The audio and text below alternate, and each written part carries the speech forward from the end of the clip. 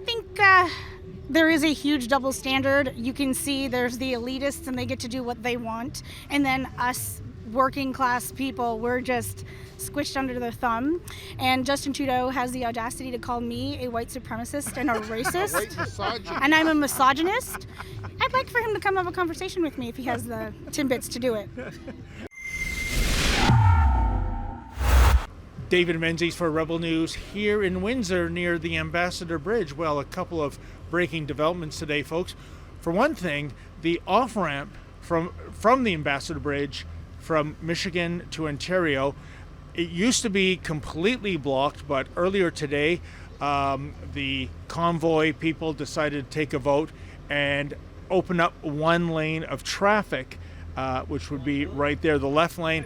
Oddly enough, I haven't seen any traffic come by. It's been open for 2 hours, so I'm not sure what's going on there. But a more important thing is the announcement about an hour and a half ago by Premier Doug Ford that essentially enough is enough and no more Mr. Nice Guy. The Premier says that the blockade is causing $700 million of economic pain on a daily basis. He said that plants are shutting down. He said that the Canadian and the Ontario economies are being egregiously hurt. And there's, of course, pressure by the governor of Michigan and even the White House to get that bridge open. And if the people here do not clear out when asked to by law enforcement, the Premier says the consequences will be severe. How severe? Well, how about this? Up to $100,000 in fines and a 1-year prison sentence. So the question arises, since the Premier has laid down the law, I think it's only a matter of time before law enforcement does come in. I don't know what the timeline is. But will the people here, as part of this blockade, when push comes to shove, will they clear out or will they hold the line? Let's wander into the blockade and see what these folks have to say. Are you going to leave or are you going to hold the line, so to speak? I'll hold the line. I'm holding my ground. This is what we're here for. We've come too far. This isn't something that we're taking very lightly, and neither are the rest of Canada. Doug Ford needs to step up. Trudeau needs to step up. Everybody in caucus, in Parliament, has to step up. Well, I'm hoping everybody will hold the line. I'm thinking it could just be a fear tactic, scare tactic. We're being peaceful here. We're not doing nothing. And they've been in Ottawa for 2 weeks now. They're still there. Yes. So what makes us think that we're going to be shut down if they're not shut down? You know, I would argue, the Ottawa convoy is far, far bigger, 100%. Right. But I would argue... the numbers, right? Yeah, but I would argue this convoy is far more economically damaging. That's right, yeah. Premier Ford said $700 million of goods a day. Per day are being prevented. So a couple billions of dollars this week alone, if that's the real number, right? And we see law enforcement from other regions, other cities, descending in Windsor. I just get the vibe something's going to happen. So what do you think for most of the people here when push comes to shove? Are they going to clear out or are we going to see a violent takedown perhaps? I don't think it'll get violent. That's what they want. Yeah. They want that resistance. If it comes to that, we'll come back when we can and just prepared. Yeah. Come back with more of these guys. If that's the case, right? But if they want to keep it simple, just end the mandates. Well, I think it's going to get pretty serious here. I think it's absolutely disgusting that the Premier would go against the people this way. These people, all they want is their freedom back. We want freedom mandated. They're just fighting for their basic human rights and freedoms. They're here peacefully. It's been beautiful. Gathered here. Peaceful assembly is protected by our Charter of Rights and Freedoms. So I also don't know how he could legally charge people and force people out of here when they are just practicing their basic human rights and freedoms. Well, he has actually declared a state of emergency, so he has new powers, other powers in order to do that. What do you make, if you look at the contrarian position, and certainly Premier Ford alluded to this, that this is causing too much economic damage. $700 million worth of goods is not getting over the bridge. That means for other Ontarians, plants are shutting down, they're out of work. That's causing the common man and common woman misery. Do you buy that argument? Well, I don't want to see anybody suffer any more than we've already suffered. But the point here is they've been making Canadians and Ontarians suffer for 2 years now. Yeah. Why was it okay to shut businesses down before? Why was it okay to pull kids out of school before? And now you're going to talk about the economy because a few people are suffering for a few days? You've made people suffer for 2 years now. It was okay then.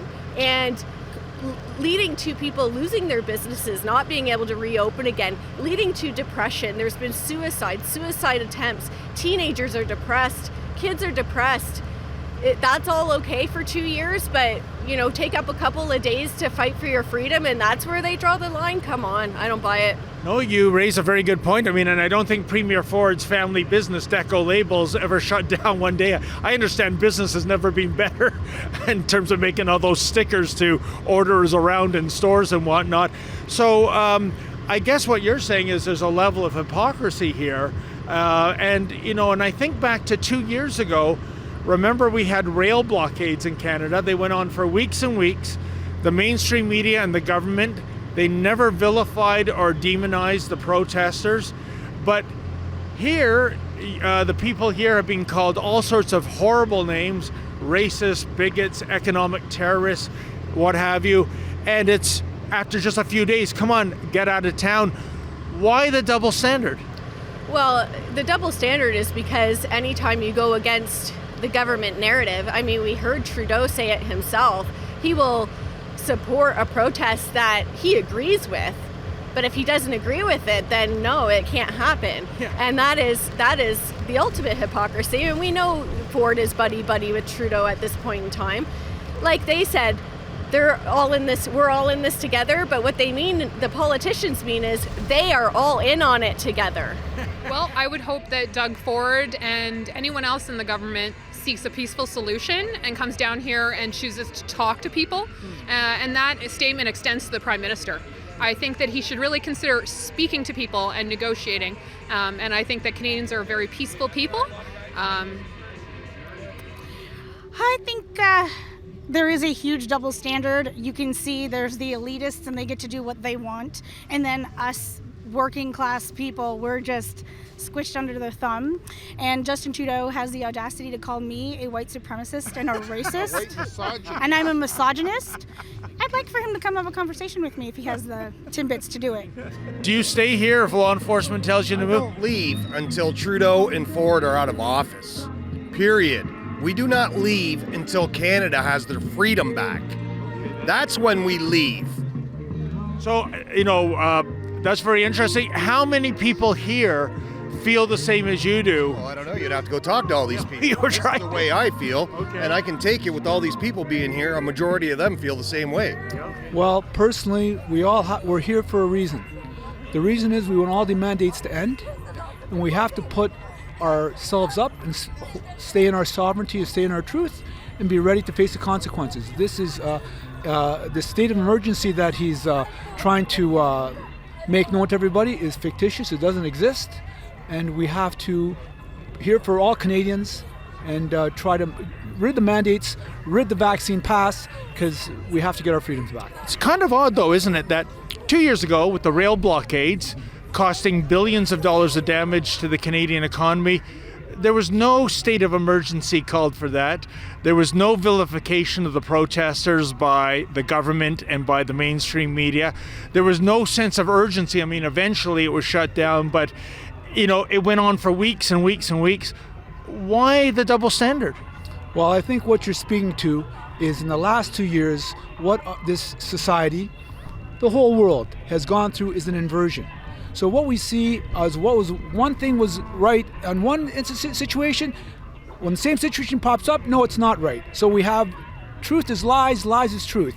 BLM was fine, destruction of property was just considered a minor protest, and now when we have genuine assertion of God-given rights, we're seen as terrorists, we're seen as criminals. So it's just what it does is tells us we cannot trust government, we can't trust media, present company accepted, we can't trust media, we can't trust medical institutions, we can't trust anything. And that's the last 2 years have shown us, unfortunately.